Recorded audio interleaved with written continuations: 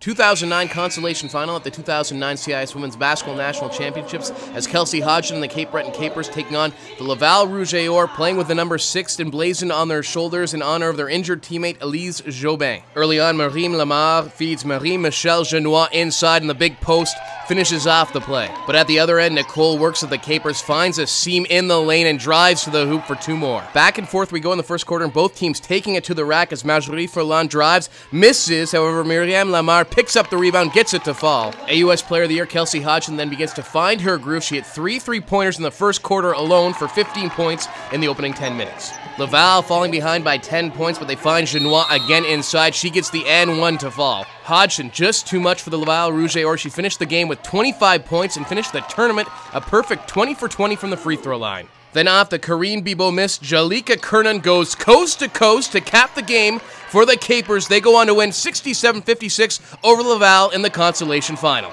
Yeah, we were just not really joking around, but we ended up being 2-1. We went to a tournament at the start of the year. We were 1-2. It was kind of disappointing, but 2-1's not really that terrible. I mean, we ended up 5th, not 8th. So, I mean, we didn't want to go out here getting smucked with 2 losses. So, we ended up coming back with a little more heart, I think, and knew, like, this is win or lose. This is your last game this season. So, it was nice to finish on a win. Personally, it was my first, so it was disappointing, but we learned a lot. And experience, you can't buy that, and that's what we got out of this tournament. And hopefully next year we'll come back and we'll fight a lot harder than we did this year. Puis la même question en français.